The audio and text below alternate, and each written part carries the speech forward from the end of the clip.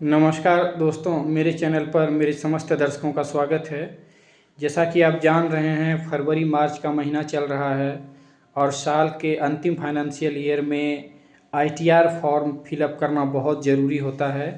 तो सर्वप्रथम मैं आपको बता दूं कि सैलरी पर्सन के लिए आईटीआर 1 भरना ज़रूरी है, फॉर्म 16 जिसे कहते हैं।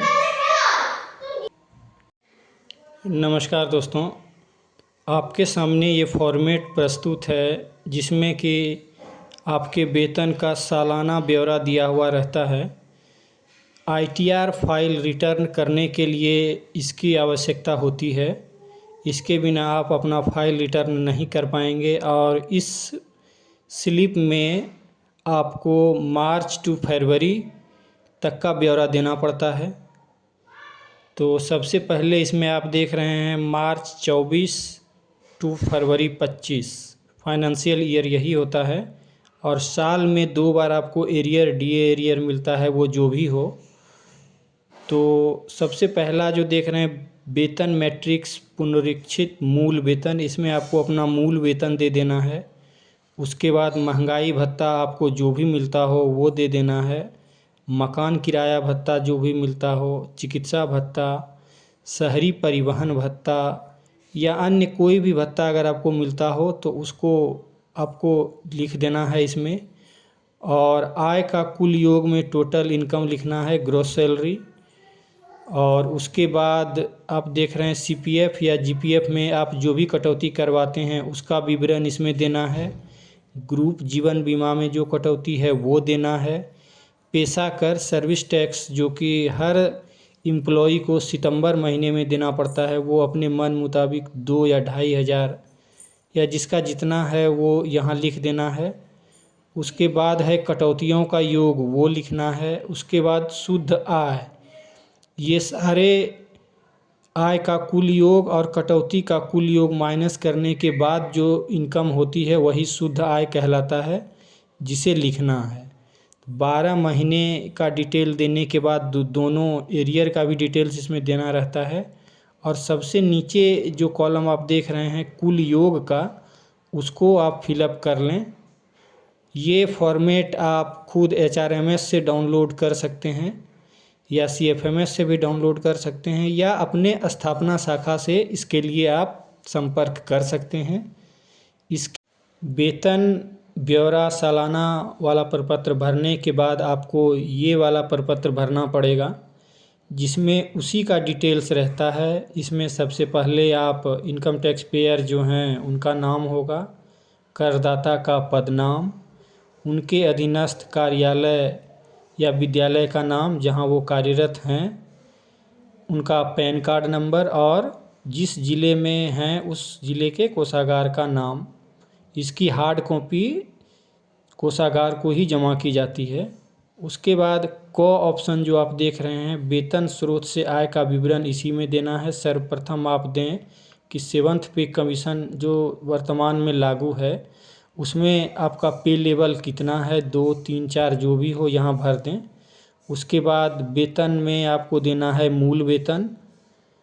उसके बाद 2 नंबर में महंगाई भत्ता, 3 नंबर किराया भत्ता, मकान किराया भत्ता जो भी हो, चिकित्सा भत्ता, परिवहन भत्ता अगर मिलता है या अन्य कोई भी भत्ता मिलता हो तो इसमें आपको वो जोड़ देना है।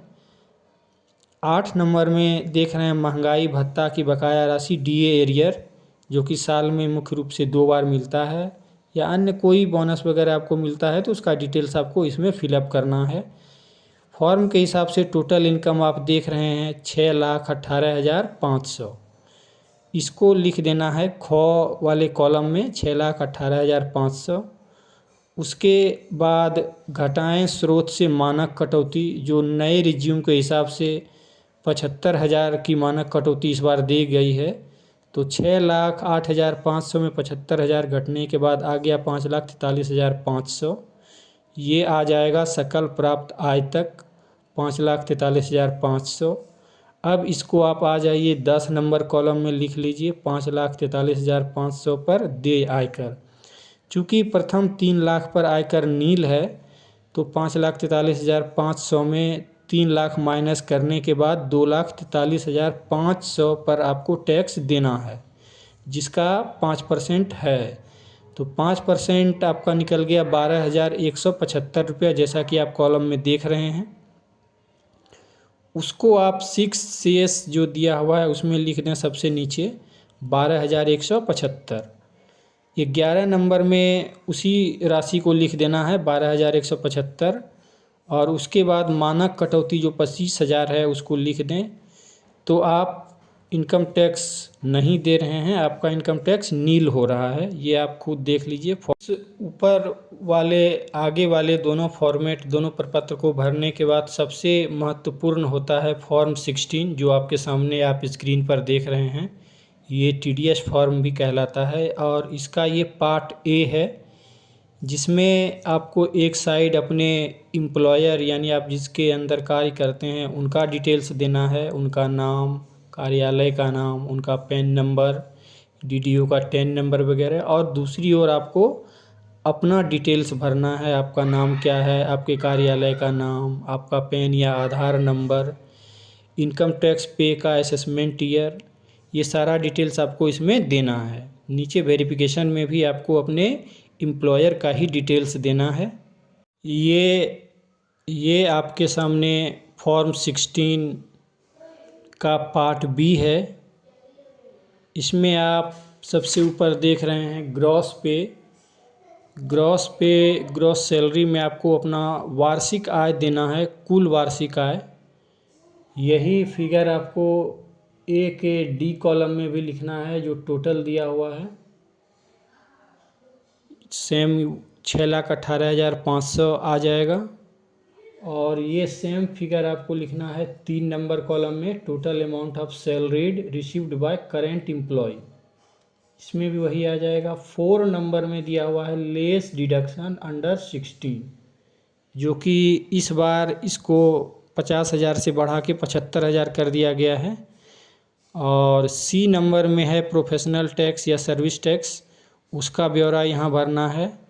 और टोटल डिडक्शन का योग आपको लिख देना है, जो कि फॉर्म में आप देख रहे हैं 77,500।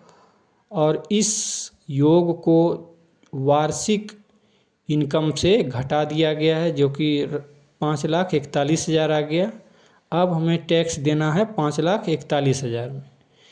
5,41,000 में पहले 3 लाख पर शून्य है, दूसरे 3 लाख पर हमने बताया था 2,41,000, जो कि लगभग 5% 12,175 रुपया आ रहा है।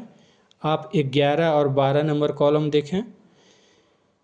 13 नंबर में जो है मानक कटौती 25,000, उसको यहाँ दिखा के नील कर दिया गया, चूँकि आप टैक्सेबल स्लैब से बाहर हैं।